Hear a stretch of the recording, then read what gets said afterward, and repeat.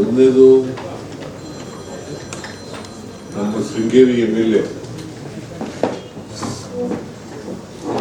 ರಾಜೇಗೌಡ ಅವರದು ಕೋರ್ಟ್ನ ಆದೇಶದ ಮೇಲೆ ಮರು ಎಣಿಕೆ ಆಯಿತು. ಪೋಸ್ಟಲ್ ಬ್ಯಾಲೆಟ್ ಪೇಪರ್ಗಳು ಮರು ಎಣಿಕೆ ಆಯಿತು.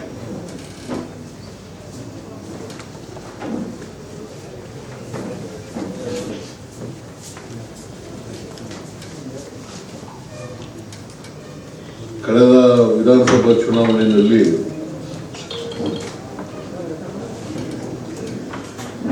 ಅವರು 201 ಮತಗಳ ಅಂತರದಿಂದ ಗೆದ್ದಿದ್ದರು.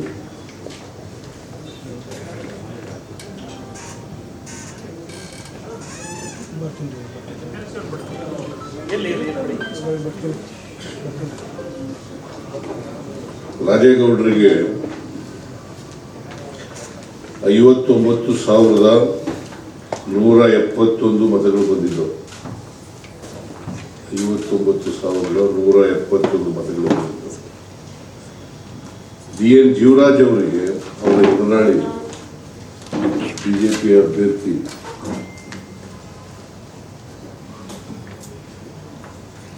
ಅವರಿಗೆ 58,970 ಮತಗಳು ಬಂದಿದ್ದವು.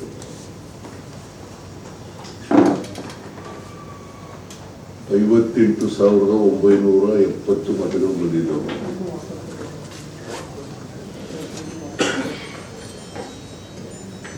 ರಾಜೇಗೌಡರಿಗೆ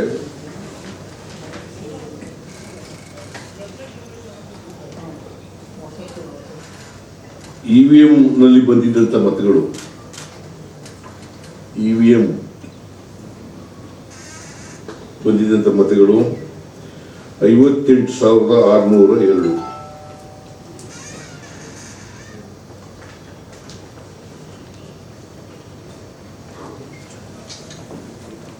ಮತ್ತೆ ಪೋಸ್ಟಲ್ ನಲ್ಲಿ ಬಂದಿದ್ದಂತ ಮತಗಳು 569.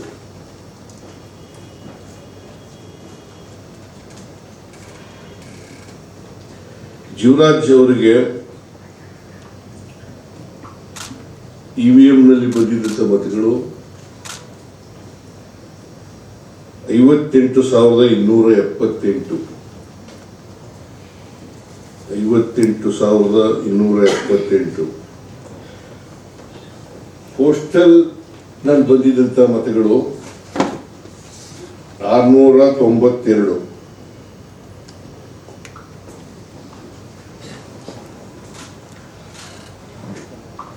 ಸೊ ಒಟ್ಟಾರೆಯಾಗಿ 201 ಮತಗಳಿಂದ ರಾಜೇಗೌಡರು ಗೆದ್ದಿದ್ದರು. ಇವೆಲ್ಲವೂ ಕೂಡ ವ್ಯಾಲಿಡ್ ಮತಗಳು ಅಂತೇಳಿ returning officer, assistant returning officer ಮತ್ತೆ ಏಜೆಂಟ್ಗಳು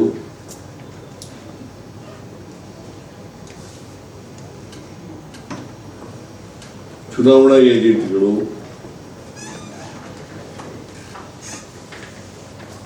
ಮತ್ತೆ returning officer, assistant returning officer ಅದನ್ನ ಸೈನ್ ಮಾಡಿ ತೀರ್ಮಾನ ಮಾಡಿ ಘೋಷಣೆ ಮಾಡಿದ್ರು.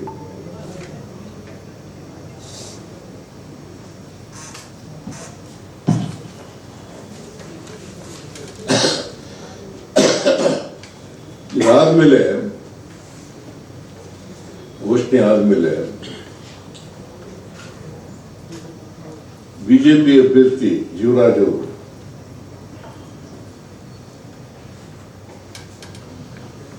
ಮಾಲ್ ಪ್ರಾಕ್ಟೀಸ್ ಆಗಿದೆ ಅಂತ ಹೇಳಿ ಕರ್ನಾಟಕದ ಹೈಕೋರ್ಟ್ನಲ್ಲಿ ಮರು ಎಣಿಕೆ ಮಾಡಬೇಕು ಅಂತೇಳಿ ಕೇಸ್ ಹಾಕಿದ್ರು. ಮರು ಎಣಿಕೆ ಮಾಡಬೇಕು ಅಂತೇಳಿ ಕೇಸ್ ಹಾಕಿದ್ರು.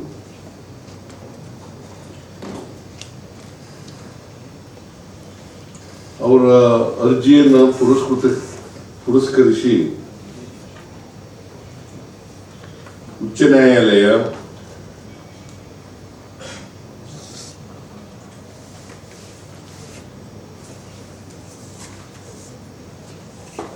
ಆರು ಮೂರು 2026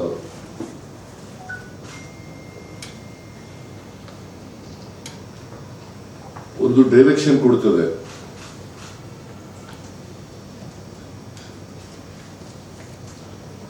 election petition allowed in part. Election petition allowed in part. ಅವ್ರು ಏನಂತ ಡೈರೆಕ್ಷನ್ ಕೊಡ್ತಾರೆ ಅಂತಂದ್ರೆ, ಇಂಗ್ಲಿಷ್ ನಲ್ಲಿ ಓದ್ಬಿಡ್ತೀನಿ. The returning officer is directed to verify 279 postal ballots. 279 postal ballots. He shall strictly comply with guideline 15, sub-guideline 14.7, 15 guideline, 14 sub-guideline, 0.7 of the handbook for returning officer 2023.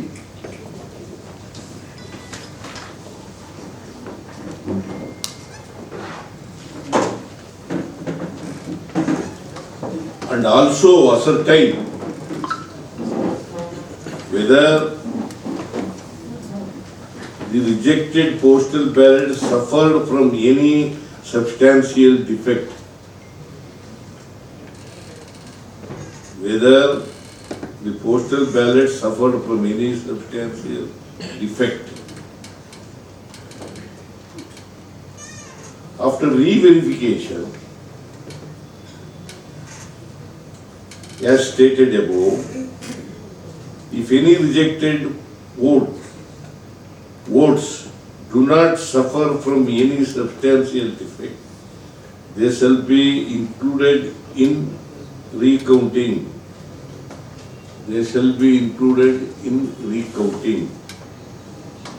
And the returning officer shall recount all the postal ballots and issue a press declaration. Only if there is any change in the number of votes secured by the petitioner or respondent number 1. Respondent number 1, Rajegowda. ಇದು ಕೋರ್ಟ್ನ direction. ನೀವು ಮರು ಎಣಿಕೆ ಮಾಡಿ defect ಇದ್ರೆ, ಇಲ್ಲಿವರೆಗೆ defect ಇದ್ರೆ ಆ ಡಿಫೆಕ್ಟ್ನ ಪತ್ತೆ ಹಚ್ಚಿ, ಒಂದು ವೇಳೆ ಡಿಫೆಕ್ಟ್ ಇಲ್ಲದೆ ಹೋದ್ರೆ ಆಸ್ ಇಟ್ ಈಸ್ ಡಿಕ್ಲೇರ್ ಮಾಡಿ, ಅವನ್ನ ಕೌಂಟಿಂಗ್ ತಗೊಳ್ಳಿ, ಇಲ್ಲದೆ ಹೋದ್ರೆ ರಿಜೆಕ್ಟ್ ಮಾಡಿ ಅಂತ ಹೇಳ್ತಾರೆ.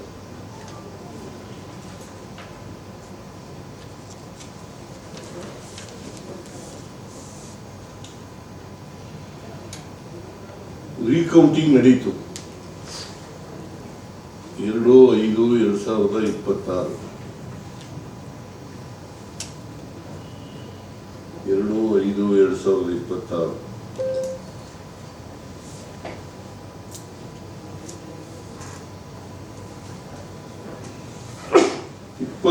ರಲ್ಲಿ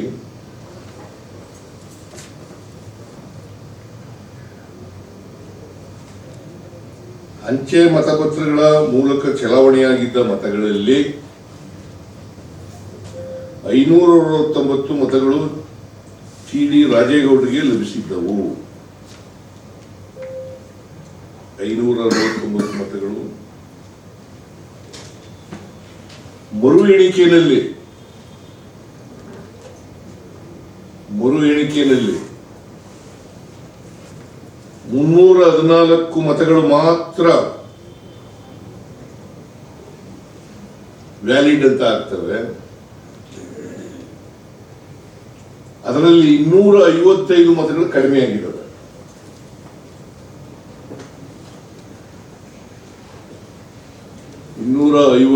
ಮತಗಳು ಕಡಿಮೆ ಆಗಿದ್ದಾವೆ ಅಂದ್ರೆ ಇನ್ವ್ಯಾಲಿಡ್ ಆಗಿದ್ದಾವೆ. ಇವು ಯಾಕೆ ಇನ್ವ್ಯಾಲಿಡ್ ಆದವು?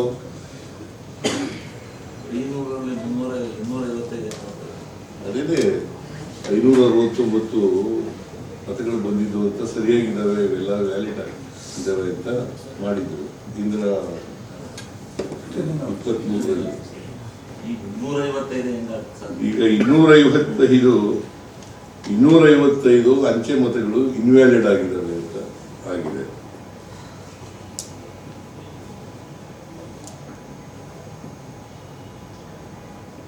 ಎರಡ್ 2023ರಲ್ಲಿ ಶಿವರಾಜ್ಗೆ 692 ಅಂಚೆ ಮತಗಳು ಬಿದ್ದಿದ್ದಾರೆ. ಮರು ಎಣಿಕೆಯಲ್ಲಿ 690 ಮತಗಳು ಲಭಿಸಿವೆ.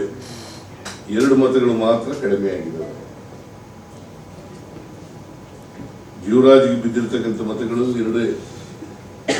ಅವ್ರಿಗೆ ರಾಜೇಗೌಡನಿಗೆ 255 ಮತಗಳು ಕಮ್ಮಿ ಆಗಿದ್ದಾವೆ.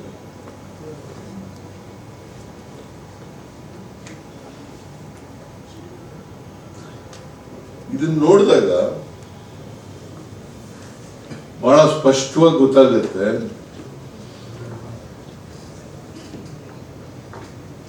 ಬಿಜೆಪಿಯವರು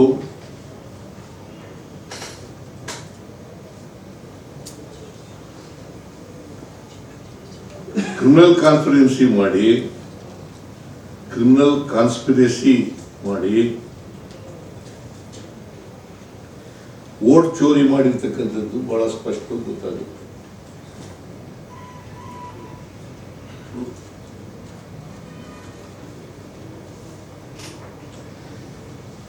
ಯಾಕೆ ಇನ್ವ್ಯಾಲಿಡ್ ಆದ ಅಂತಂದ್ರೆ ರಾಜೇಗೌಡನಿಗೆ ಬಿದ್ದಿದ್ದಂತೆ 255 ಮತಗಳು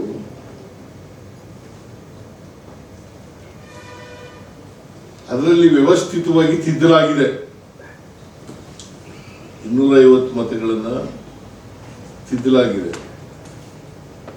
ಯಾಕೆಂತಂದ್ರೆ 1 ಮಾರ್ಕ್ ಇಂದ ಇನ್ನೊಂದು ಮಾರ್ಕ್ ಇದ್ರೆ ಅದನ್ನ ಇನ್ವ್ಯಾಲಿಡ್ ಅಂತ ಮಾಡ್ತಾರೆ.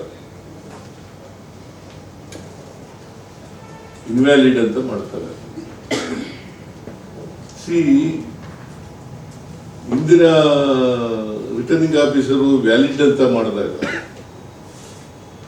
ಈಗ 255 ಮತಗಳನ್ನ ಇನ್ವ್ಯಾಲಿಡ್ ಅಂತ ಮಾಡಿದಾಗ ಬೇರೆ ಒಂದು ಮಾರ್ಕ್ ಇದೆ ತಿದ್ದಿದ್ದಾರೆ ಅಂತ ಹೇಳಿ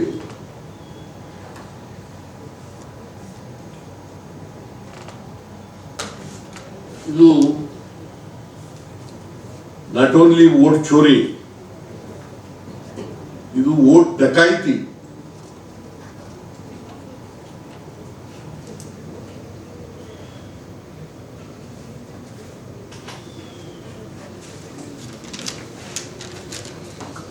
ಇದಾದ್ಮೇಲೆ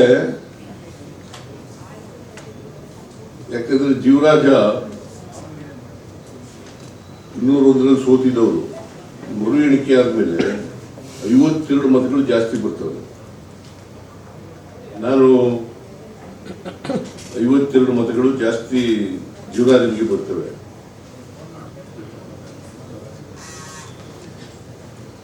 ನಾನು ಅಧಿಕಾರಿಗಳ ಜೊತೆ ಮಾತಾಡಿದೆ, ಮತ್ತೆ ಈ ಎಲೆಕ್ಷನ್ ಎಕ್ಸ್ಪರ್ಟ್ಸ್ಗಳ ಜೊತೆ ಮಾತಾಡಿದೆ.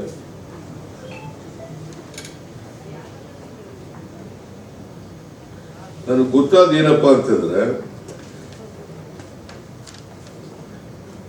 ಈ ಸಾಮಾನ್ಯವಾಗಿ ಎಣಿಕೆ ಆದ್ಮೇಲೆ ಎಲ್ಲ ದಾಖಲಾತಿಗಳನ್ನೆಲ್ಲ ಒಂದು ಸ್ಟ್ರೆಂತ್ ಅಲ್ಲಿ ಇಟ್ಟು ಕಳಿಸ್ತಾರೆ ಅವ್ರ ಕೆಲ ಅಧಿಕಾರಿಗಳು. ಇಲ್ಲ ಈ ಬಿಜೆಪಿಯವರು ಇನ್ಫ್ಲೂಯೆನ್ಸ್ ಮಾಡಿ ಅವರ ಅಧಿಕಾರದಲ್ಲಿ ಇದ್ರುವಾಗ ಕೌಂಟಿಂಗ್ ಆಗುವಾಗ ಅಧಿಕಾರದಲ್ಲಿ ಯಾರಿದ್ದವರು ಬಿಜೆಪಿ ಅವ್ರದೇ ಸರ್ಕಾರ ಇತ್ತು, ಕೇಂದ್ರದಲ್ಲೂ ಸರ್ಕಾರ ಇತ್ತು, ಇಲ್ಲೂ ಸರ್ಕಾರ ಇತ್ತು. ಡಬಲ್ ಇಂಜಿನ್ ಸರ್ಕಾರ ಅವ್ರು ಹೇಳೋ ಪ್ರಕಾರ.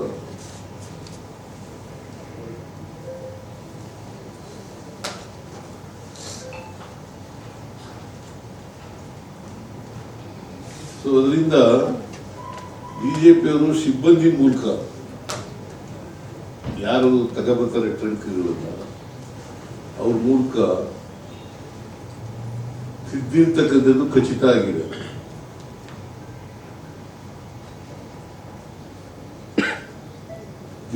It amounts to criminal conspiracy and vote choke, tampering. What basis, sir?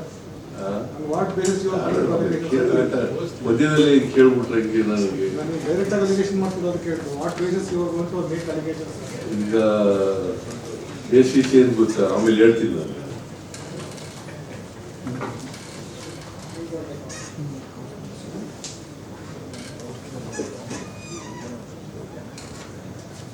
ರಾಜೇಗೌಡರಿಗೆ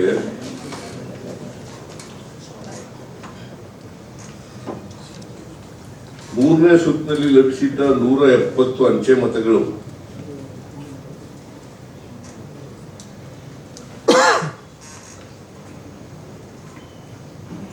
ಬೇರೆ ಅಭ್ಯರ್ಥಿಗಳು ಇದ್ದಾರಲ್ಲ, 12 ಜನ ಒಟ್ಟು ಕ್ಯಾಂಡಿಡೇಟ್ ಆಗಿದ್ದವರು.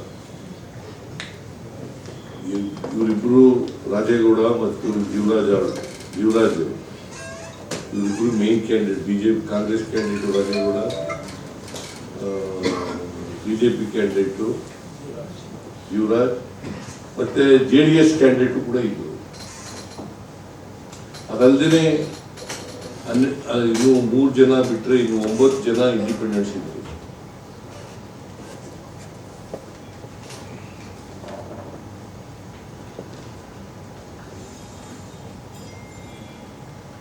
ನೂರ 70 ಮತಗಳು ಕೂಡ ಮೂರನೇ ರೌಂಡ್ ನಲ್ಲಿ ಬಂದಿತ್ತಲ್ಲ ರಾಜೇಗೌಡರಿಗೆ, ಅವಷ್ಟು ಕೂಡ ಇನ್ವ್ಯಾಲಿಡ್ ಆಗಿದೆ. ಅವೆಲ್ಲವೂ ಕೂಡ 23ರಲ್ಲಿ ವ್ಯಾಲಿಡ್ ಆಗಿದೆ.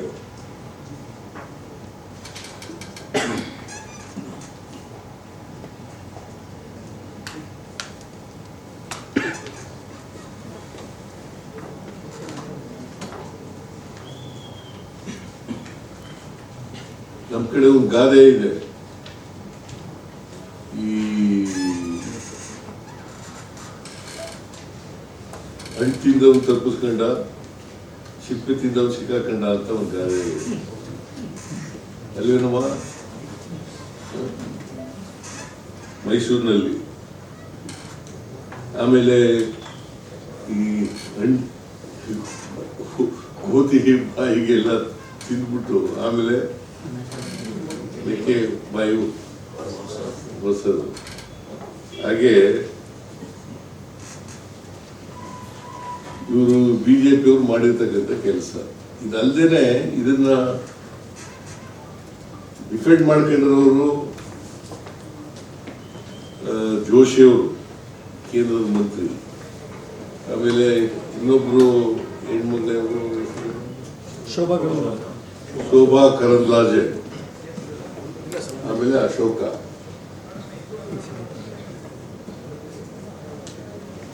ವಿರೋಧ ಪಕ್ಷದ ನಾಯಕರು.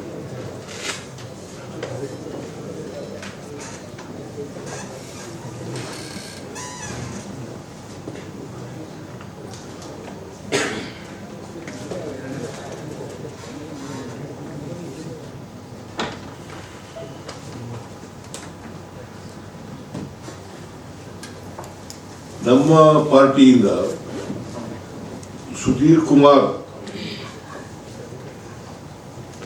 ಸೈನ್ ಹಾಕಿದ್ದಾರೆ, ಅವರು ಏಜೆಂಟ್ ಆಗಿದ್ದರು.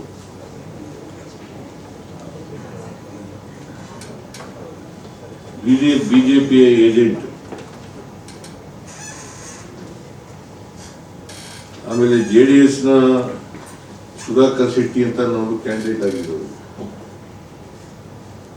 JDS ನ ಕ್ಯಾಂಡಿಡೇಟ್ ಪರವಾಗಿ agent.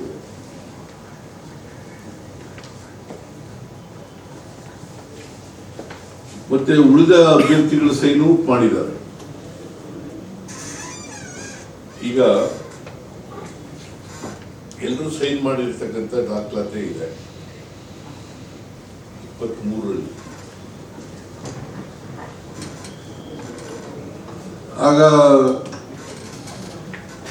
Objection rice ಮಾಡ್ಬೋದಾಗಿತ್ತಲ್ಲ BJP agent ಅಥವಾ ಬೇರೆ JDS ಏಜೆಂಟು ಅಥವಾ ಇಂಡಿಪೆಂಡೆನ್ಸ್ ಏಜೆಂಟು, ಅವಾಗ ಯಾರು ಮಾಡಲಿಲ್ಲ. ಇನ್ವ್ಯಾಲಿಡ್ ಆಗಿದ್ರೆ, ಮಾರ್ಕ್ ಇದ್ರೆ ಆಗ್ಲೇ ಮಾಡ್ಬೋದಾಗಿತ್ತಲ್ಲ, ಯಾಕೆ ಮಾಡಲಿಲ್ಲ?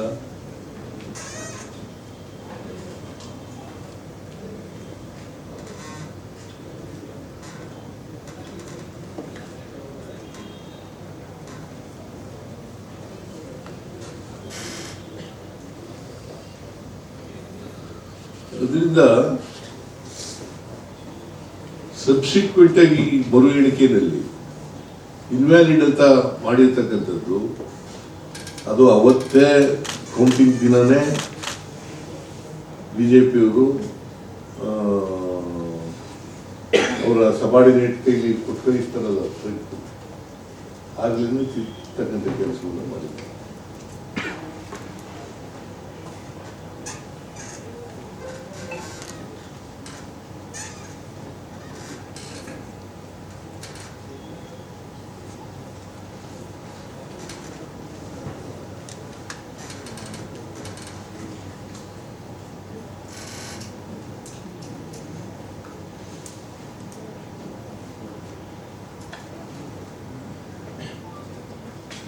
ಆಮೇಲೆ ಅಬ್ಸರ್ವರ್ ಬಂದಿದ್ರು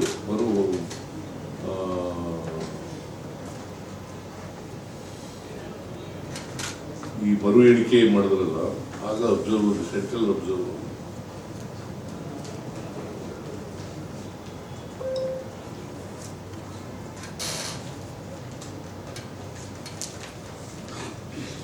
ನಮಗಿರ್ತಕ್ಕಂಥ ಮಾಹಿತಿ ಪ್ರಕಾರ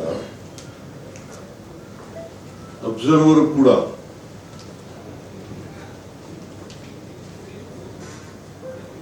ಇದನ್ನು ನೋಡಿದ್ರೆ ಗಂಭೀರ ಸ್ವರೂಪದ ಕ್ರಿಮಿನಲ್ ಸಂಚು ನಡೆದಿರುವ ಸಾಧ್ಯತೆ ಕಂಡು ಬರುತ್ತದೆ ಎಂದು ಚುನಾವಣಾ ಆಯೋಗಕ್ಕೆ ವರದಿ ತಿಳಿಸಿದ್ದಾರೆ ಎಂದು ತಿಳಿದು ಬಂದಿದೆ.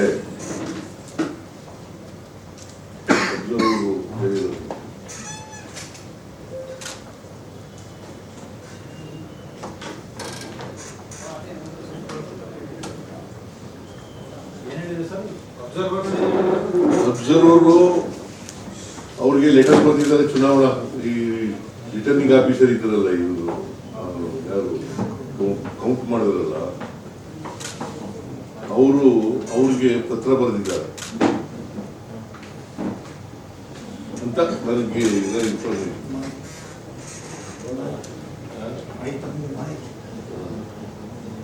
ಇನ್ಫಾರ್ಮೇಶನ್ ಅಂದ್ರೆ ಇಂಗ್ಲಿಷ್ ನಲ್ಲಿ ಹೇಳಿದ್ರೆ ಕನ್ನಡದಲ್ಲಿ ಮಾಹಿತಿ.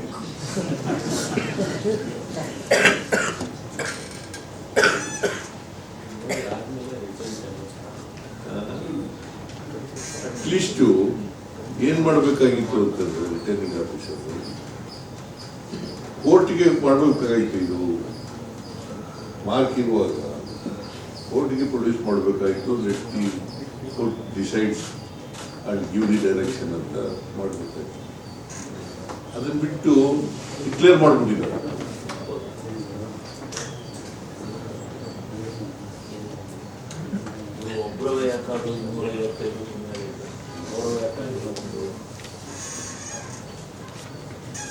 ಅದು ಒಂದು ಬರೀ ರಾಜ್ಯಗಳಿಂದ ಮಾತ್ರ ಇನ್ವ್ಯಾಲಿಡ್ ಆಗಿರೋದು, ಅವರು ವಾಕ ಆಗಿಲ್ಲ. ಅವರ ಯಾವುದೋ ಒಂದು ಮತಪತ್ರಗಳು ಕೂಡ ಇನ್ವ್ಯಾಲಿಡ್ ಆಗಿಲ್ಲ.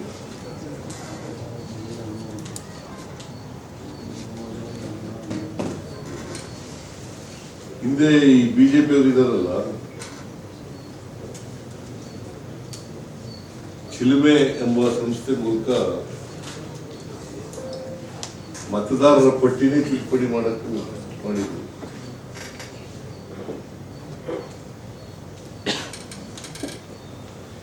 ಆನಂದ್ ನೈಜ ಮತದಾರರನ್ನೇ ಬಿಟ್ಬಿಟ್ಟಿದ್ರು.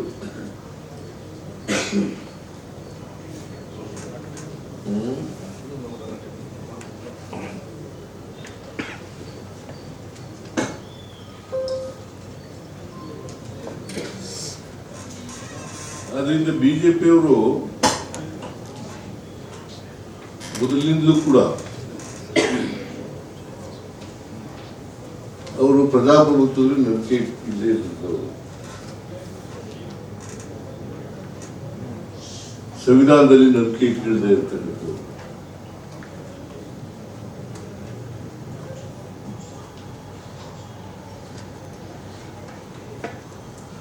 ನಿಷ್ಪಕ್ಷಪಾತವಾದಂಥ ಚುನಾವಣೆಯಲ್ಲಿ ನಂಬಿಕೆ ಇಲ್ಲತಕ್ಕಂಥವ್ರು.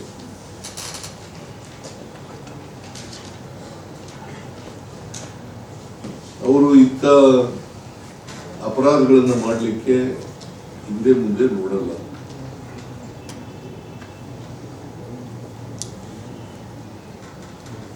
ಇದರಿಂದ ಕೇಂದ್ರದ ಇಬ್ಬರು ಮಂತ್ರಿಗಳು, ವಿರೋಧ ಪಕ್ಷದ ನಾಯಕರು ಸಮರ್ಥನೆ ಮಾಡ್ಕೊಳ್ಳೋದ್ರಲ್ಲಿ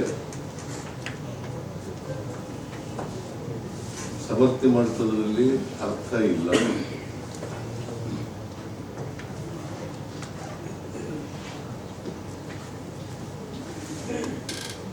ಅವರಿಗೆ ಮುಂದಿನ ದಿನಗಳಲ್ಲಿ ಜನ ಬುದ್ಧಿ ಕಲಿಸ್ತಾರೆ ಅಂತಕ್ಕಂಥದ್ದು ನನ್ನ ಭಾವನೆ.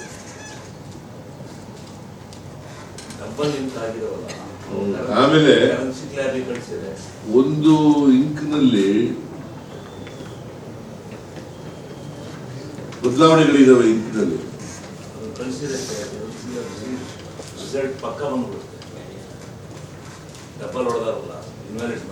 ಅದಕ್ಕೆ ನಾನು ಅದನ್ನ ಫೋರೆನ್ಸಿಕ್ ಇದಕ್ಕೆ ಕಳಿಸ್ಬೇಕಾಗಿತ್ತು. ಇದೆಲ್ಲ ಗೊತ್ತಿದ್ದು ಕೂಡ ರಿಸಲ್ಟ್ ಅನೌನ್ಸ್ ಮಾಡಿದ್ರೆ ಬಹುಶಃ ರಿಟರ್ನಿಂಗ್ ಆಫೀಸರ್ಗೆ, ಡಿಸಿಗೆ ಮೇಲ್ಗಡೆಯಿಂದ ಒತ್ತಡ ಇರಬೇಕು, ಎಲೆಕ್ಷನ್ ಕಮಿಷನ್ ಇಂದ ಒತ್ತಡ ಇರಬೇಕು.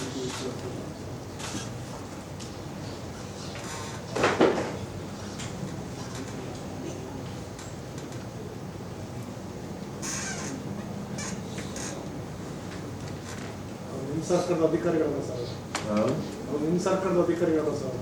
ಇಲ್ಲ, ನಮ್ಮ ಸರ್ಕಾರದವರು ಅಧಿಕಾರಿಗಳು ಯಾರೇ ಆಗಲಿ ತಪ್ಪು ಮಾಡಿದವರು ಶಿಕ್ಷೆ ಆಗ್ಬೇಕ್ರಿ. ಯಾವುದೇ ಅಧಿಕಾರಿ ಇರಲಿ, ನಮ್ಮ ಸರ್ಕಾರ ಇರಲಿ, ಯಾವ ಸರ್ಕಾರ ಇರಲಿ.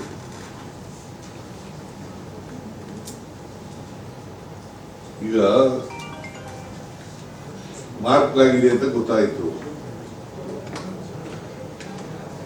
ಇನ್ವ್ಯಾಲಿಡ್ ಅಂತ ಮಾಡಿದ್ವಿ. ಮೊದ್ಲ್ಯಾಕೆ ಮಾಡಲಿಲ್ಲ? ಮೊದಲಾಗ್ರಿ ಮಾಡಲಿಲ್ಲ. ಮೊದಲು ಕೇಳಿದ್ರು ಸರ್ ಅವರು ರೀಕೌಂಟಿಂಗ್ ಕೇಳಲಿಲ್ಲ. ಸೈನ್ ಮಾಡಿದಾರಲ್ಲ, ಒಂದು ಎಲ್ಲರೂ ಸೈನ್ ಮಾಡಿದ್ರಲ್ಲ ಏಜೆಂಟ್ಗಳು. ಯಾಕೆ ಮಾಡಿದ್ರು?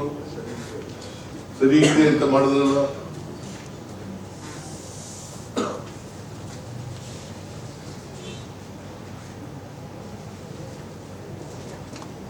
ಅದರಿಂದ ನಾವು FIR ಕೊಟ್ಟಿದ್ದಾರೆ, ರಾಜೇಗೌಡ ಕಂಪ್ಲೇಂಟ್ ಕೊಟ್ಟಿದ್ದಾರೆ. FIR ಕೂಡ ಆಗಿದೆ, ಅದ್ರ ಮೇಲೆ ಕೋರ್ಟ್ಗೆ ಹೋಗಿದ್ದಾರೆ ಅವರು.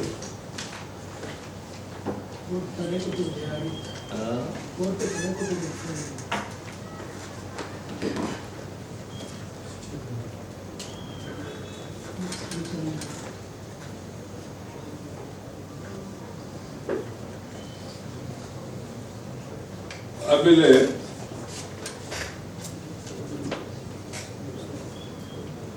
ಎಲೆಕ್ಷನ್ ಅಬ್ಸರ್ವರ್ ಇದಾರಲ್ಲ, ಅನೌನ್ಸ್ ಮಾಡಿ ಅಂತಂದ ಮೇಲೆ ಮಾಡಬೇಕು, ಅಲ್ಲಿವರೆಗೂ ಮಾಡಬಾರ್ದು. ಅಬ್ಸರ್ವರ್ ಡ್ಯೂಟಿ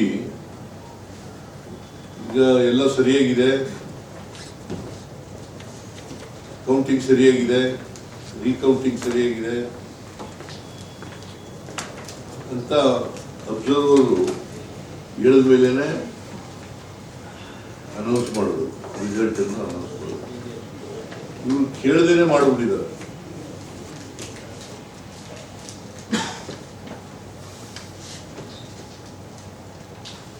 ಇದ್ರ ಮೇಲೆ ಏನಾದ್ರು ಪ್ರಶ್ನೆಗಳಿದ್ರೆ ಕೇಳಿ. ಸರ್ ಈಗ FIR ಹಾಕಿದ್ರೆ ಅಂತಂದ್ರೆ ಚುನಾವಣಾ ಲಿಟಿಗೇಷನ್ ಸಂಬಂಧಪಟ್ಟದ್ದು ನಾನು ಕೋರ್ಟ್ಗೆ ಕೊಡಬೇಕಾಗಿದೆ. ಕೋರ್ಟ್ನಲ್ಲಿ ಎಲೆಕ್ಷನ್ ಏನು ಕೊಡ್ತಾರೆ ಅಂತ ನೋಡಬೇಕಾಗಿತ್ತು. ಒಂದು. ಎರಡನೇದು ಅಬ್ಸರ್ವರು ಕ್ಲಿಯರೆನ್ಸ್ ಕೊಡೋವರೆಗೆ ಇರಬೇಕಾಗಿತ್ತು, ಅದನ್ನು ಮಾಡಿಲ್ಲ. ನಾವು ಅದಕ್ಕೆ ಘೋಷಣೆ ಮಾಡಿರೋದು ಆತುರಾತುರವಾಗಿ ಘೋಷಣೆ ಮಾಡಿರ್ತಕ್ಕಂಥದ್ದು ಸರಿ ಇಲ್ಲ.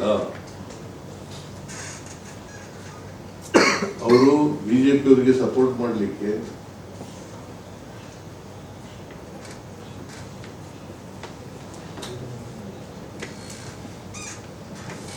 ಘೋಷಣೆ ಮಾಡಿದ್ದಾರೆ ಅಂತ ಹೇಳಿದ್ದು ಒಂದು ಆರೋಪ.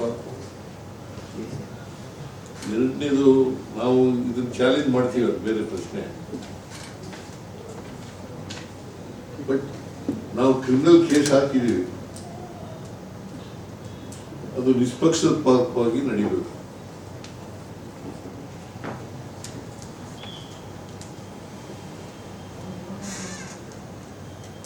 ಒಟ್ಟಾರೆಯಾಗಿ ಬಿಜೆಪಿಯವರು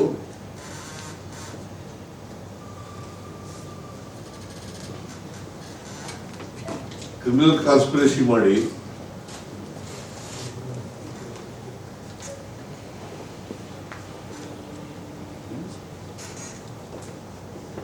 ಮತ ಕಳವನ್ನ ಮಾಡಿದ್ದಾರೆ.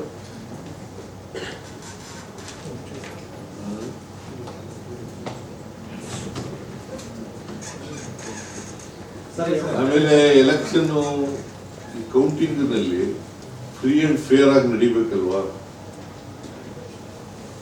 ಎಲೆಕ್ಷನ್ ಕಮಿಷನ್ ಅವರು ಕೂಡ ಫ್ರೀ ಅಂಡ್ ಫೇರ್ ಆಗಿ ಮಾಡಬೇಕು. ಎಲ್ಲ ಎಥಿಕ್ಸ್ ನ ಗಾಳಿಗೆ ತೂರಿದ್ದಾರೆ.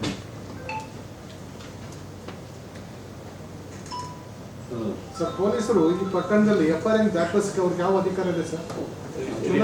ಚುನಾವಣಾ ಅಕ್ರಮ ಸಂಬಂಧಪಟ್ಟಂತೆ ಕೊಟ್ಟಿರೋ ದೂರನ್ನ ನಿಮ್ಗೆ ರಿಟರ್ನಿಂಗ್ ಆಫೀಸರ್ ಕೊಟ್ರೆ ಕಂಪ್ಲೇಂಟ್ ರೈಸ್ ಮಾಡಿ ತಗೊಳ್ಳೋದು, ಇಲ್ಲಿ ಅಭ್ಯರ್ಥಿ ಕೊಟ್ರೆ ಕಂಪ್ಲೇಂಟ್ ತಗೋತಾರೆ. ಅಂದ್ರೆ ಯಾವ ತರ ಚುನಾವಣಾ ಆಯೋಗ ಅವ್ರ ಮೇಲೆ ಕೇಸ್ ಹಾಕ್ಬೇಕಲ್ವಾ ಸರ್? ಅದು ಪೊಲೀಸ್ ಹೆಂಗ್ ತಗೊಳಕ್ ಬರುತ್ತೆ? ಈಗ ಕ್ರಿಮಿನಲ್ ಕಾನ್ಸ್ಪಿರಸಿ ನಡೆದಿರೋದು ನಮ್ಮ ಪ್ರಕಾರ ನಿಜ, ಇಟ್ಸ್ ಎ ಫ್ಯಾಕ್ಟ್.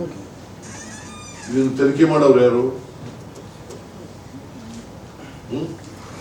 ಚುನಾವಣಾ ನಿರ್ದೇಶನ ಕೊಟ್ಟರೆ ಸರ್ ಮಾಡೋದು ಯಾರು? ಪೊಲೀಸರು ತಗೊಳಕ್ ಬರುತ್ತಾ ಪ್ರಕರಣವನ್ನ? ಮಾಡ್ಬೋದು.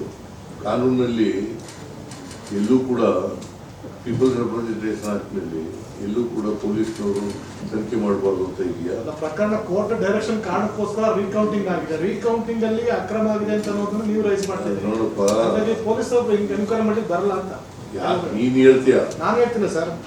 ಇನ್ಯಾರು ಹೇಳ್ತಾ ಇರೋದು? ಚುನಾವಣಾ ಆಯೋಗ ಅವ್ರ ಮೇಲೆ ಕೇಸ್ ಹಾಕ್ಬೇಕಲ್ವಾ? ಚುನಾವಣಾ ಆಯೋಗದವ್ರು ಹೇಳಿದ್ರ? ಅಲ್ಲ ಸರ್, ನಿನ್ ಜೊತೆ ಹೇಳಿದ್ರ ಚುನಾವಣಾ ಆಯೋಗದವ್ರು? ಜೊತೆ ಹೇಳಿಲ್ಲ ಸರ್. ನಿಮ್ಗೆ ಅದ್ ಯಾವ ಬೇಸಿಸ್ ಮೇಲೆ ಮಾಡ್ತಾರೆ ಸರ್ ಪೊಲೀಸರು? FIR ಹೆಂಗ್ ಹಾಕ್ತಾರೆ ಸರ್? ನೋಡಯ್ಯ, ನಾನು ನನಗೆ ಅನ್ಯಾಯ ಆಗಿದೆ ಅಂತ ಕಂಪ್ಲೇಂಟ್ ಅದನ್ನ ರಿಜಿಸ್ಟರ್ ಮಾಡ್ಕೊಂಡು ಆ ಕಂಪ್ಲೇಂಟ್ ಅನ್ನ ಇನ್ವೆಸ್ಟಿಗೇಟ್ ಮಾಡತಕ್ಕಂಥದ್ದು ಪೊಲೀಸ್ನವರ ಕರ್ತವ್ಯ. ಪೊಲೀಸ್ನವ್ರ ಕರ್ತವ್ಯ. ಪೊಲೀಸರು ಚುನಾವಣಾ ಅಧಿಕಾರಿಗಳನ್ನ ಎನ್ಕ್ವೈರಿ ಮಾಡಿದ್ ಬರ ಸರ್? ಮಾಡಬಾರ್ದು. ಯಾಕೆ ಮಾಡಬಾರ್ದು? ಯಾರು ತಪ್ಪು ಮಾಡಿದ್ರು ನಾವು ತಪ್ಪು ಮಾಡಿದವರಿಗೆ ಇರೋದೇ ಕ್ರಿಮಿನಲ್ ಪ್ರೊಸೀಜರ್ ಕೋಡ್ ಇರೋದೇ ಹಂಗೆ ಅಲ್ಲ.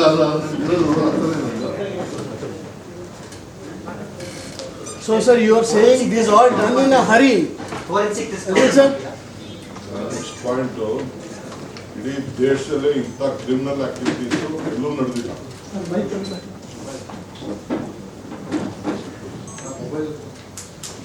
ಈ ತರದ್ದು ಕ್ರಿಮಿನಲ್ ಆಕ್ಷನ್, ಕ್ರಿಮಿನಲ್ ಆಕ್ಟಿವಿಟಿ ಬಹುಶಃ ಇದೇ ಮೊದಲು ನಡೆದಿರೋದು ಅಂತ ಅನ್ಸುತ್ತೆ ನನಗೆ.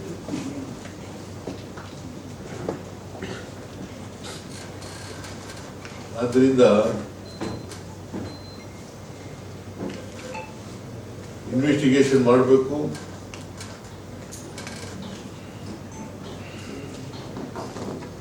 ಇನ್ವೆಸ್ಟಿಗೇಷನ್ ಅಲ್ಲಿ ಸತ್ಯ ಹೊರಬರ್ತಕ್ಕಂಥ ಕೆಲಸ ಆಗ್ಬೇಕು. ಅದನ್ನ ಸಾಬೀತು ಮಾಡೋದು ಕಷ್ಟ ಅಲ್ಲ ಸರ್? ಹಾ? ಅದು ತಿದ್ದುಪಡಿ ಆಗಿದೆ ಅಂತ ಸಾಬೀತು ಮಾಡೋದು ಹೇಗೆ? ಸಾಕ್ಷ್ಯಾಧಾರಗಳಿದ್ದಾವೆ. ಹಾ? ಕ್ರಿಮಿನಲ್ ಆಕ್ಟಿವಿಟೀಸ್ ಆಗಿದೆ ಅಂತ ಸಾಬೀತು ಮಾಡೋದು ಹೇಗೆ? CM ಸಾಹೇಬ್ರು ಏನ್ ಟ್ವೀಟ್ ಮಾಡಿದಾರೆ ಗೊತ್ತಿಲ್ಲ. Very simple. ನಾವೆಲ್ಲ 20-20 ಸೆಲೆಕ್ಷನ್ ಮಾಡಿರೋರು, ಸ್ವತಃ ನಿಂತಿರೋರು. ಯಾವುದೇ ಒಂದು ವೋಟ್ ಹಾಕ್ಬೇಕಾದ್ರೆ ಈಗ ತೋರಿಸ್ತಾರೆ, ರೇವಣ್ಣನ ಓಟ್ ಬಿದ್ದಿದೆ, ಸಿದ್ದರಾಮಯ್ಯ ಓಟ್ ಬಿದ್ದಿದೆ, ಶಿವಕುಮಾರ್ ಓಟ್ ಇದೆ ಅಂತ ಎಲ್ಲರಿಗೂ ತೋರಿಸ್ತಾರೆ. ಹೌದು, ಕರೆಕ್ಟಾಗಿ ಓಟ್ ಬಿದ್ದಿದೆ ಅಂದ ತಕ್ಷಣ ಹಿಂಗೆ ಇಡ್ತಾರೆ. ಸೊ ಎಲ್ಲ 252 ಓಟರು ಕೂಡ ಏನು ಪೋಸ್ಟಲ್ ಬ್ಯಾಲೆಟ್ ಅಲ್ಲಿ ಬಂದಿತ್ತು ಅದಕ್ಕೆಲ್ಲ ಸಿದ್ದರಾಮಯ್ಯನವ್ರ ಪರವಾಗೋ ಇಲ್ಲ ರಾಜೇಗೌಡರ ಪರವಾಗಿ ಓಟ್ ಬಿದ್ದಿದೆ ಅಂತ ಸೇರಿ ಅದನ್ನ ಬಂಡಲ್ ಮಾಡಿ ಇಲ್ಲಿ ಇಟ್ಟಿದ್ದಾರೆ. ಅದಕ್ಕೆ BJP agent, independent, Congress agent ಎಲ್ಲ ಸೇರಿ ಇದು ಕರೆಕ್ಟಾಗಿ ಹೇಳಿದ್ದಾರೆ. ಅದಾದ್ಮೇಲೆ ತೆಗೆದುಕೊಂಡು ಅವ್ರು ಯಾರ ಒಬ್ರು ಅಡ್ಜಸ್ಟ್ಮೆಂಟ್ ಮಾಡ್ಕೊಂಡು ತಗೊಂಡು ಆ ಬಂಡ್ಲಿಗೆಲ್ಲ 2 ಓಟ್ನ ಮಾರ್ಕ್ ಮಾಡ್ಬಿಟ್ಟು ಅಂತಂದ್ರೆ ಏನ್ ನೋಡ್ಕೊಂಡು ಸುಮ್ಮನೆ ಕೂತ್ಕೊಳಕ್ಕಾಗಲ್ಲ. ಏನ್ ಮಾಡಿದ್ರೆ ಆಯ್ತು. ಬ್ಯಾಲೆಟ್ ಪೇಪರ್ ಸಮಸ್ಯೆ ಇದೆ ಅಂತ ಆಯ್ತಲ್ಲ. ಪೋಸ್ಟಲ್ ಬ್ಯಾಲೆಟ್ ಮಾಡ್ಬೇಕಲ್ಲ. ಏನ್ ಮಾಡ್ಬೇಕಾಗಿತ್ತು? ಒಬ್ಬರು ಮಾತಾಡಿಯಪ್ಪ. ಅವರು ನೀನ್ ಮಾತಾಡಿದೆ ಅವರು. ಬ್ಯಾಲೆಟ್ ಪೇಪರ್ ಅಲ್ಲಿ ಈ ಸಮಸ್ಯೆ ಆಗಿದೆ ಅಂತ ವಾದ ಹೆಂಗಾಗುತ್ತೆ? ಸರ್, EVM ಸರಿ ಇಲ್ಲ ಅಂತ ಅಂದ್ಮೇಲೆ ನಿಮ್ ವಾದ ಅದು. ಈಗ ಬ್ಯಾಲೆಟ್ ಪೇಪರ್ ಅಲ್ಲೇ ಈ ತರ ಫ್ಯಾಬ್ರಿಕೇಶನ್ ಆಗಿದೆ. EVM ಸರಿ ಇಲ್ಲ ಅಂತ ನಾನು ಹೇಳಲೇ ಇಲ್ಲ.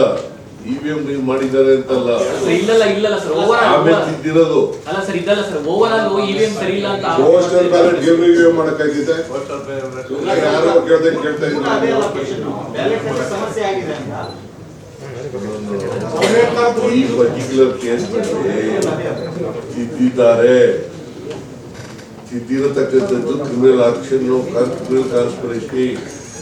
ಅವರು ಜೀವರಾಜು ಕ್ಯಾಂಡಿಡೇಟು ಅವ್ರು ಸೇರ್ಕೊಂಡು ಸರ್ಕಾರ ಸೇರ್ಕೊಂಡು ಮಾಡಿರ್ತಕ್ಕಂಥದ್ದು. It's a criminal conspiracy. It is a vote ಡಕಾಯಿತಿ. So you are saying so it must have been, they must have been waited for the court direction. Court direction. They must have waited for court direction. Court direction announce ಮಾಡಿಬಿಟ್ಟಿದಾರಲ್ರಿ ಈಗ. ಇಲ್ಲಿವರೆಗೆ Rajegowda MLA ಆಗಿದ್ದ, 201 vote ಬಂದಿದೆ ಜಾಸ್ತಿಯಾಗಿ ಅಂತ ಹೇಳಿ lead 201 ಬಂದಿದೆ. ಈಗ ಜೀವರಾಜನಿಗೆ 52 ಬಂದಿದ್ದಾವೆ ಅಂತ ಮಾಡೋದು. ವ್ಯಾಲಿಡ್ ವೋಟ್ನ ಇನ್ವ್ಯಾಲಿಡ್ ಮಾಡೋದು. ಇನ್ವ್ಯಾಲಿಡ್ ಮಾಡಿದವರು ಯಾರು? ಜೀವರಾಜ ಮತ್ತೆ ಸಿಬ್ಬಂದಿ. ಅವರು ಕೌಂಟಿಂಗ್ ಆದ ತಕ್ಷಣನೇ ಮಾಡ್ಬಿಟ್ಟಿದ್ದಾರೆ. Otherwise you would not have filed the petition for the recounting. Particularly for the same thing.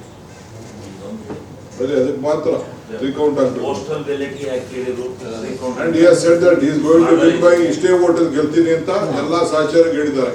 ಇವತ್ತು ಟೋಟಲ್ ಗೆಲ್ತಿದ್ದೆ ಎಲ್ಲ ಹೇಳಿದ್ದಾರೆ, ಬೆಟ್ಸ್ ಕಟ್ಸಿದ್ದಾರೆ, ಹೇಗೆ ಹೋಗ್ಬಿಡಿ ಅಂತ ಹೇಳಿದ್ದಾರೆ. ಆಗ್ಲೇನೆ ಕೋರ್ಟ್ ಕೇಸ್ ನಿಮ್ಮ ಏಜೆಂಟ್ಸ್ ನಿಮ್ಮ ಕ್ಯಾಂಡಿಡೇಟ್ ಯಾರು ಸೈನ್ ಮಾಡಲಿಲ್ವಾ? ಮಾಡಿದಾರಲ್ರಿ. ಅವ್ರ ಏಜೆಂಟ್ಸ್ ಏನ್ ಹಾಕಿದ್ದಾರೆ? ಅವ್ರ ಏಜೆಂಟು ಸೈನ್ ಹಾಕಿದ್ದಾರೆ, ನಮ್ಮ ನಮ್ಮ ಏಜೆಂಟು ಏಜೆಂಟ್ಸ್ ಏನ್ ಹಾಕಿದ್ದಾರೆ? ನಮ್ಮ ಈಗಲ್ಲಪ್ಪ, ಈಗ ಡಿಸ್ಪ್ಯೂಟ್ ಮಾಡಿದ್ದಾರೆ. ಆಗ ಮಾಡಿದ್ರು 2023 ಮಾಡಿದ್ರು. ಈಗ ಸೈನ್ ಮಾಡಲಿಲ್ಲ. ಈಗ ಸೈನ್ ಮಾಡಿದ್ರು.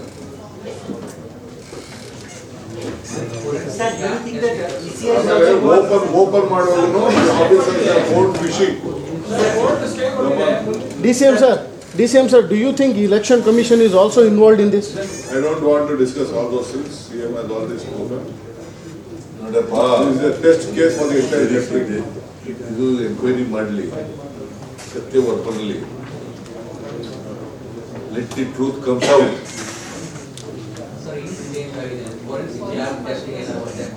ಕಳಿಸಿ ಗ್ಯಾರಂಟಿ ಹೌದು ಮಾಡಬೇಕು ಅಂತ ಮಾಡಬೇಕು.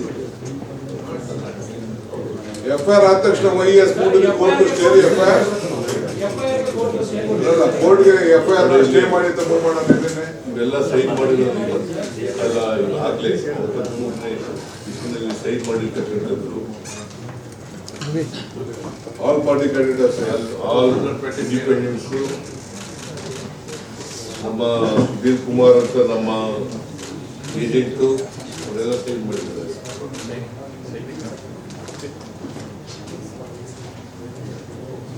ಸುಮ್ಮನೆ ಸೈನ್ ಮಾಡೋಕ್ಕಾಗತ್ತಾ? ತೋರಿಸೋದಲ್ಲ ಕೆ ಶಿವಕುಮಾರ್ ಈ ಬ್ಯಾಲೆಟ್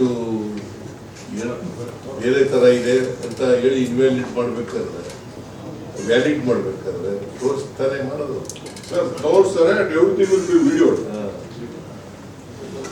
ಪ್ರೊಸೀಜರ್ CC ಕ್ಯಾಮೆರಾ ಇರುತ್ತೆ. So this is the position. This is regarding ರಾಜೇಗೌಡಂದು ರೀಕೌಂಟಿಂಗ್ ಬಗ್ಗೆ ನಡೆದಿರ್ತಕ್ಕಂಥ ಘಟನೆ ಬಗ್ಗೆ ಒಂದು. ಎರಡನೇದು ನಿನ್ನೆ ಚುನಾವಣೆ ನಡೆದಿದೆ 9ನೇ ತಾರೀಕು ಕೌಂಟಿಂಗ್ ಆಗಿದೆ. ನಮ್ಮ ಪಕ್ಷದ ಇಬ್ಬರು ಅಭ್ಯರ್ಥಿಗಳು ಗೆದ್ದಿದ್ದಾರೆ.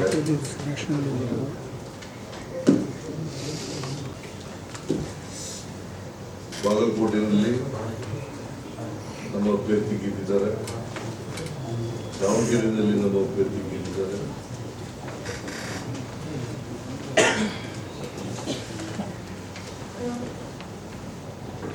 ಬಿಜೆಪಿಯವರು ಪ್ರಚಾರ ಮಾಡಿದ್ದೇನಪ್ಪ ಅಂತಂದ್ರೆ ಮುಂದಿನ ಚುನಾವಣೆಗೆ ದಿಕ್ಸೂಚಿ ಇದು ಇದೇ ಅವರು ಏನ್ ಇಲಾಖೆ ಇದು ಪ್ರಚಾರದಲ್ಲಿ ಇದ್ದಂಥ ವಿಷಯ. ಮುಂದಿನ 2028ರ ಚುನಾವಣೆಗೆ ದಿಕ್ಸೂಚಿ ನಮ್ಮ ತಿಮ್ಮಾಪುರ ಇದರಲ್ಲಿ ಬಾಗಲಕೋಟೆಯಲ್ಲಿ ಏನಪ್ಪ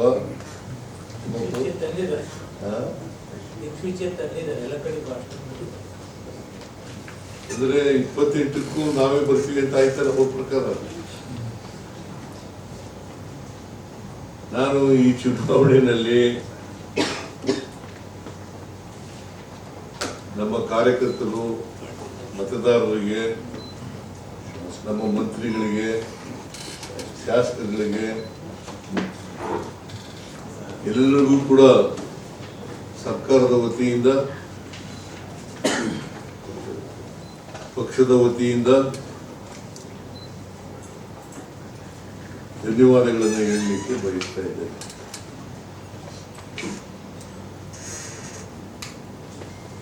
ಮತ್ತೆ ನಾವು ಹಿಂದೆ 3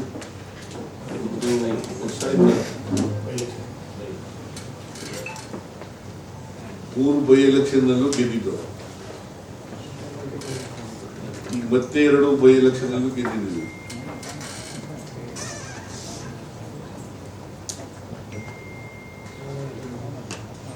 ಅದರರ್ಥ ನಮ್ಮ ಕಾರ್ಯಕ್ರಮಗಳನ್ನ ಜನ ಮೆಚ್ಚಿಕೊಂಡಿದ್ದಾರೆ. ನಮ್ಮ ಕಾರ್ಯಕ್ರಮಗಳು ಮತದಾರರನ್ನ ತಲುಪಿದ್ದಾವೆ.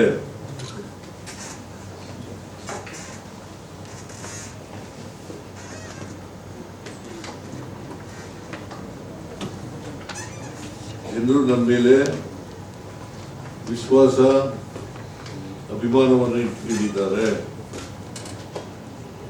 ಕಾಂಗ್ರೆಸ್ ಪಕ್ಷ ನುಡಿದಂತೆ ನಡೀತಕ್ಕಂಥ ಪಕ್ಷ.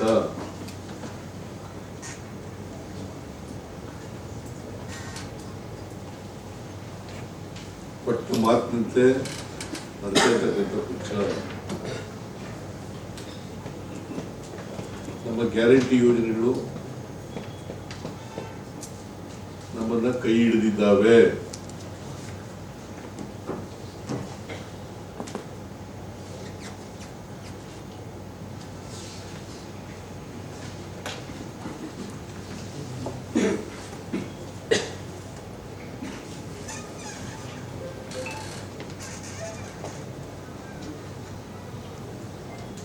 ಅದರಿಂದ ನಾನು ಮತ್ತೊಮ್ಮೆ ನಮ್ಮನ್ನ ನಮ್ಮನ್ನು ಗೆಲ್ಲಿಸಿದಂಥ ಎಲ್ಲ ಮತದಾರರಿಗೆ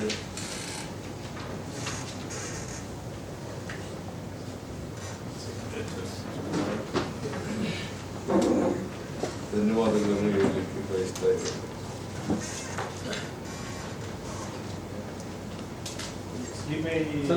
sir Karnataka BJP they celebrated ಅಭ್ಯರ್ಥಿ 19,000 ವೋಟ್ ತಗೊಂಡಿದ್ದಾರೆ.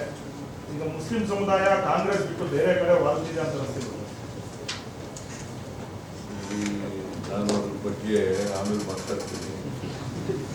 ಸರ್ ಹಿಂದೆ ಈ ಚುನಾವಣೆ ಫಲಿತಾಂಶ ಅದೇ ವಿಷಯಕ್ಕೆ ಸರ್, ಚುನಾವಣೆ ಫಲಿತಾಂಶದ ಮೇಲೆ ಪರಿಣಾಮ ಬೀರಿದ್ರೆ ಅದ್ರ ಮೇಲೆ ಕ್ರಮ ಕೈಗೊಳ್ತಾರೆ ಅಂತ ನಿಮ್ಗೆ ಚರ್ಚೆ ಆಗ್ತಾ ಇತ್ತು. ನಿಮ್ಮ ಪಕ್ಷದ ಕ್ರಮ ತಗೊಂಡಿದ್ದೀವಿ. ಕ್ರಮ ಕೈಗೊಳ್ತಾರೆ, ಯಾರು ಸಪೋರ್ಟ್ ಕೊಟ್ಟಿದ್ದಾರೆ ಅವ್ರು ಕ್ರಮ ಕೈಗೊಳ್ತಾರೆ ಅಂತ ಹೇಳ್ತಾ ಇದ್ರು. ಈಗ ಮುಂದಿನ ನಿಮ್ಮ ಲೀಡ್ ಕಡಿಮೆ ಆಗಿದೆ, 15-20 ಸಾವಿರ ಗೆಲ್ತೀವಿ ಅಂತ ಹೇಳಿ 5 ಸಾವಿರ ಬಂದಿಳಿದಿದೆ. ನಿಮ್ಮ ಸಹಕಾರ ಇದೆಯಾ? ಗೆಲ್ತೀವಿ ಅಂತಿದ್ರು, ಅದ್ರ ಬಗ್ಗೆ ಏನು ಮಾತಾಡೋದು? ಗೆಲ್ತೀವಿ ಅಂತಿದ್ರು,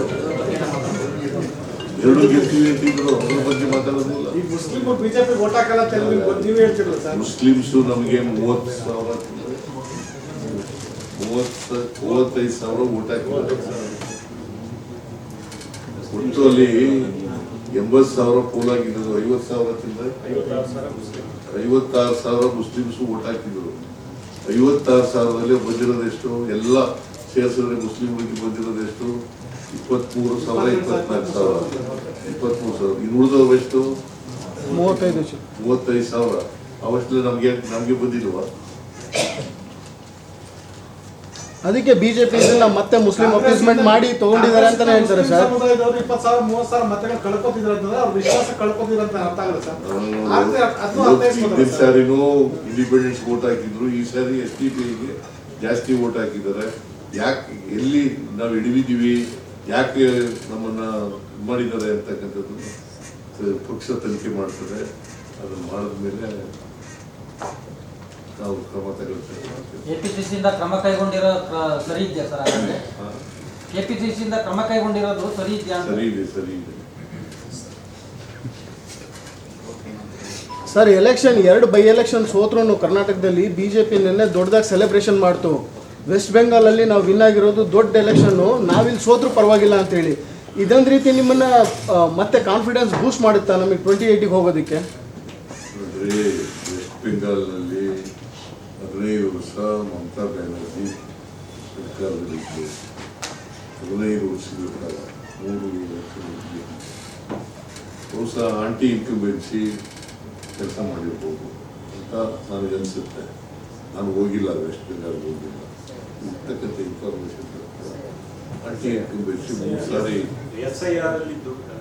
SIR ಮಾಡಿ ಆಮೇಲೆ SIR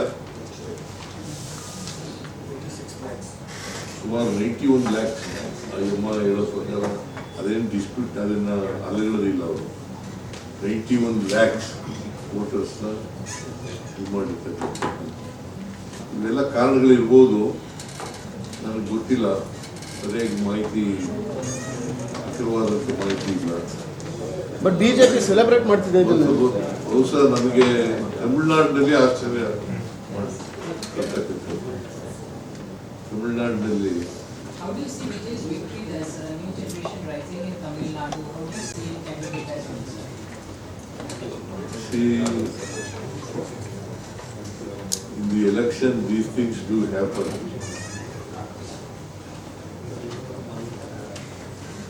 Mostly youngsters voted for film artist Mr. Vijaya.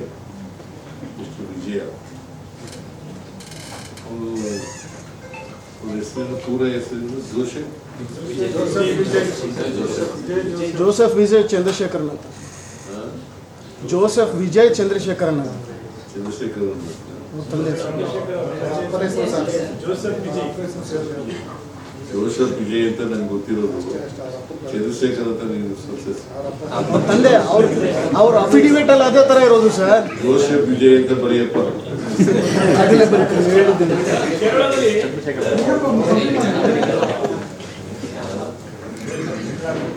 Sir ಈ ಯಂಗ್ ಜನರೇಷನ್ ಏನಿದೆ, ಜೆನ್ ಜಿ ಜನರೇಷನ್ ಸುಮಾರು ಸರ್ಕಾರಗಳನ್ನ ಚೇಂಜ್ ಮಾಡಿದೆ. ಗೊತ್ತಿಲ್ಲ. they wanted a change.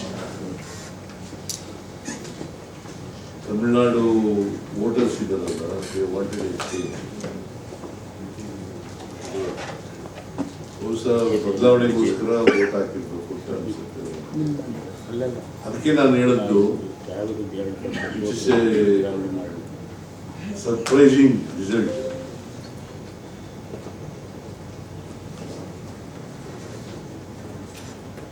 Kerala expect ಮಾಡಿದ್ದು ನಾವು, ನಮ್ಮ ಎಕ್ಸ್ಪೆಕ್ಟೇಷನ್ಗಿಂತ ಜಾಸ್ತಿ ಬಂದಿದೆ. ಮತ್ತೆ ಕರ್ನಾಟಕದಲ್ಲಿ 2 ಸೀಟ್ಗಳನ್ನು ಕೂಡ ನಾವು ಎಕ್ಸ್ಪೆಕ್ಟ್ ಮಾಡಿದ್ದೀವಿ. KC Sir, in Venugopal Kerala ಅವರು as well, there is a demand saying that there needs to be a local leader who needs to become the CM choice, whether it is Vijay Satishan or for that matter Ramesh Ajul from your party. There is a lot of that cry now also for the KC The ವೇಣುಗೋಪಾal. same sir. principle applies to other districts also. But what's your assessment, sir, in Kerala when we talk about CM's place? Because KC is right now in Delhi as well. That we the talk High Command will decide. Sir, do you somewhere feel the generation Z, which we are calling, is becoming much more attentional? Because many governments change after the revolution started with the Gen Z. Now, do you think the same thing has happened in Tamil Nadu and it will also make some impact throughout the country? No, it will not impact on other states. They wanted a change. The voters of the Tamil Nadu, they wanted a change. That is why they voted Indian party, because 7-8 months back, the party was formed. 7-8 ತಿಂಗಳಾಗಿರ್ಬೇಕಲ್ಲ. 2024 ಅಲ್ಲಿ ಬಂದಿದ್ದು sir.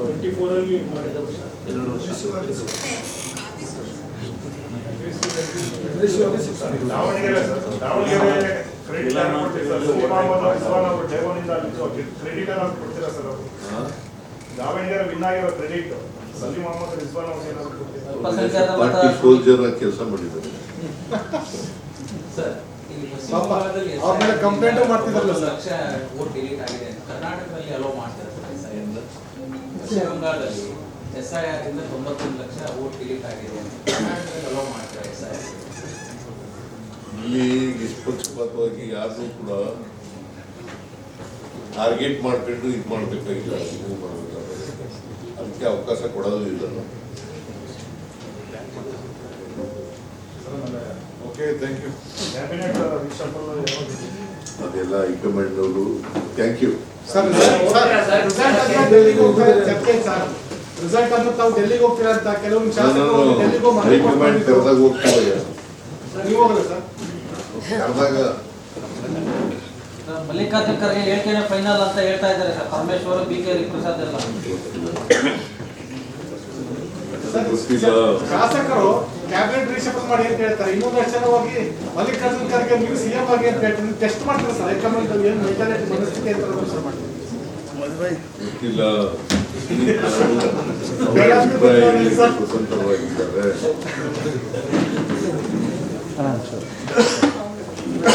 High command test ಮಾಡ್ತಾ ಇದ್ದೀರಾ ಈ ನಿಮ್ಮ ಶಾಸಕರು ಹೋಗಿ ಅಥವಾ ಹೇಳಿ ಹೇಳ್ತೀವಿ ಅಂತ ಹೇಳ್ಬೇಕಾ? ಯಾರು ಇದ್ರು ಅವ್ರನ್ನ ಕೇಳಿ. ಸರ್, ನೀವು ಸೀನಿಯರ್, ಸರ್ ನೀವು ಸೀನಿಯರ್ ಕೇಳ್ಕೊಂಡೇ ಹೋಗಿದ್ದಾರೆ. ಲಾಸ್ಟ್ ಟೈಮ್ ಬಜೆಟ್ ನಿಮ್ಗೆ ಕೇಳ್ಕೊಂಡೇ ಹೋಗಿದ್ರು, ನೀವು ಹೋಗಿ ಅಂತ ಹೇಳಿದ್ರಂತೆ ಶಾಸಕರು. ನಾನು ನಿಮ್ಮ ಇಷ್ಟ ಅಂತ ಹೇಳ್ತೀನಿ. ಸರ್ ನಿಮ್ಮ ಪಕ್ಕದಲ್ಲೇ ನಿಮ್ಮ ಪಕ್ಕದಲ್ಲೇ ತುಂಬಾ ಜನ ಕೂತಿದ್ದಾರೆ ಸರ್. ಹೆಚ್ಚಿನ ವಿಡಿಯೋಗಳಿಗೆ ಪ್ರತಿಧ್ವನಿ ಯೂಟ್ಯೂಬ್ ಚಾನೆಲ್ ಸಬ್ಸ್ಕ್ರೈಬ್ ಮಾಡಿ, ಬೆಲ್ ಐಕಾನ್ ಕ್ಲಿಕ್ ಮಾಡಿ.